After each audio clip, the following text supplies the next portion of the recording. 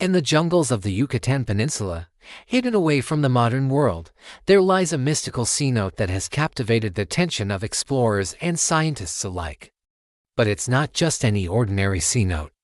It is known as the sacred cenote of sacrifice and is believed to be the site where ancient Maya kings were sacrificed to the gods.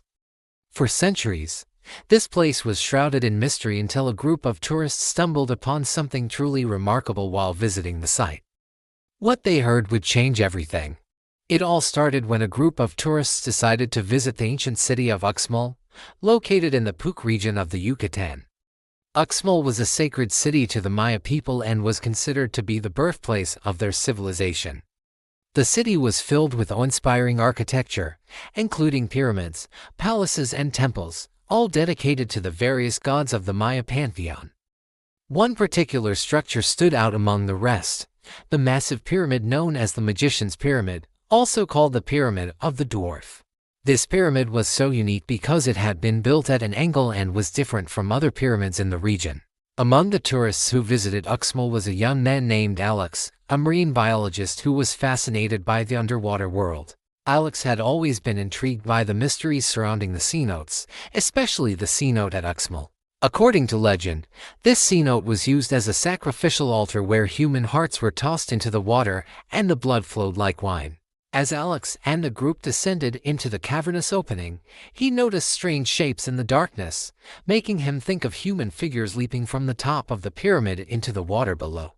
He swam deeper and deeper, mesmerized by the eerie silence that surrounded him. Then suddenly, he heard a sound that sent chills down his spine. It was faint, like whispers echoing from the past. At first, he thought he was imagining things, but the sound grew louder and more distinct. It was definitely singing. And it seemed to be coming from the very depths of the cenote. Curious and a little frightened, Alex decided to investigate. He put on a diving suit and prepared to go deeper. As he descended, the singing became clearer. It sounded like an ancient hymn, mournful and haunting. The melody seemed to tell a story of sacrifice and despair. Alex felt a sense of dread wash over him, but his curiosity wouldn't let him turn back. He had to know what was down there. As he reached the bottom, the sight that greeted him was both fascinating and disturbing. The cenote was filled with hundreds of golden masks arranged in a circle around him.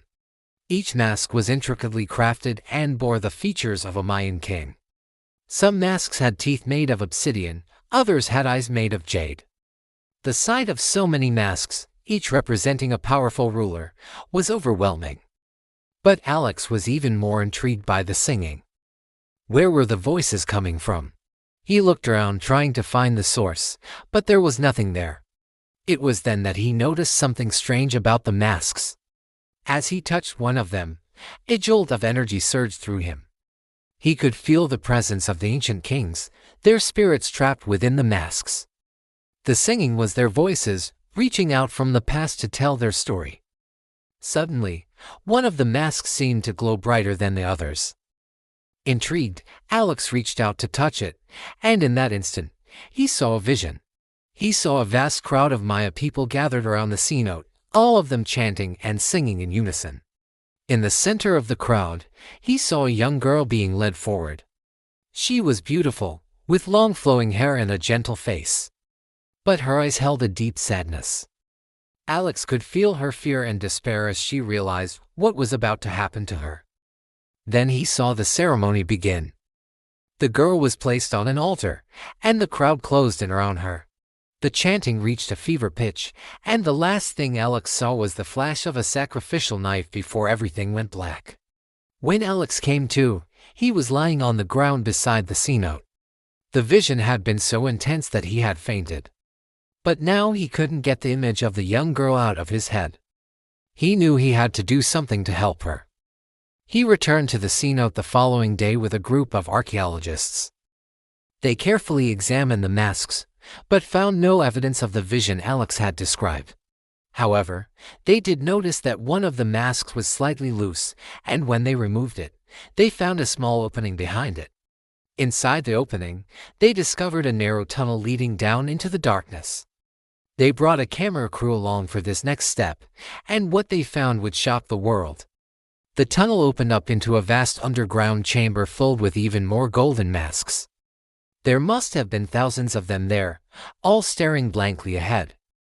But that wasn't the only thing that caught their attention. The team soon realized that the floor of the chamber was covered with bones. Human bones. It was clear that these masks represented real people, and they had all met a tragic end here. As they explored further, they found murals depicting scenes from Mayan mythology. The team was amazed by what they were seeing. It was as if they had stumbled upon a secret world hidden beneath the surface of the earth. Suddenly, Alex felt a strong connection to the young girl from his vision. He knew that somewhere in this underground labyrinth, she was waiting for him. He began to explore the tunnels alone, determined to find her.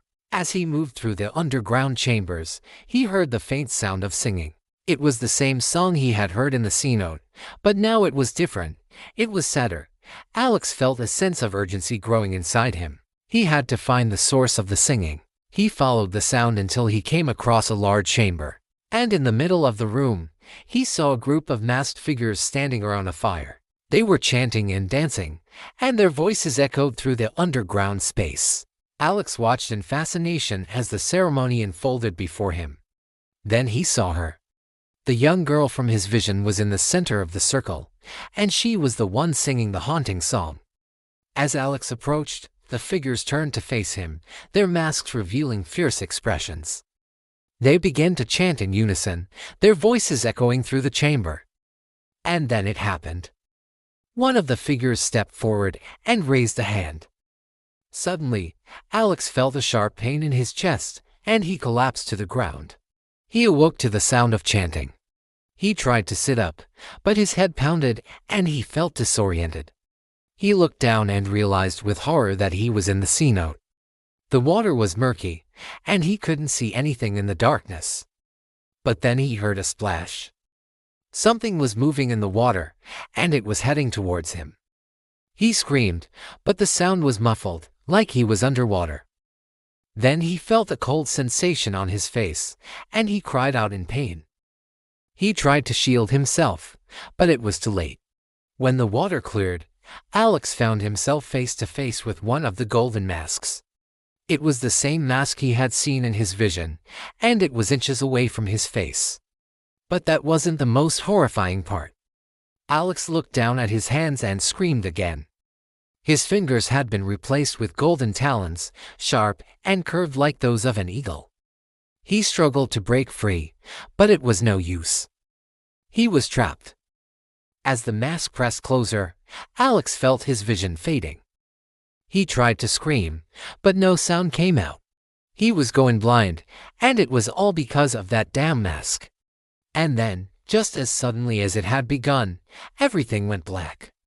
Days later, our rescue team arrived at the cenote after receiving a distress call. They found Alex's diving suit at the entrance, but there was no sign of him. Some believed he had drowned, but others claimed he had been taken by the spirits of the cenote. What they didn't realize was that Alex had indeed surfaced one final time. He had managed to escape the clutches of the cenote, but not without a cost. He was completely blind and unable to speak, and the mask was gone. In its place, however, there was another voice joining the haunting choir, a voice that was once human, but now belonged to the spirits of the cenote forever. If you enjoyed this story, don't forget to hit the like button. It really helps the channel grow. Make sure to subscribe and turn on the notification bell so you never miss a new video. Your support keeps this channel alive and lets us bring you even more creepy, mysterious content. Thanks for watching, and see you in the next one.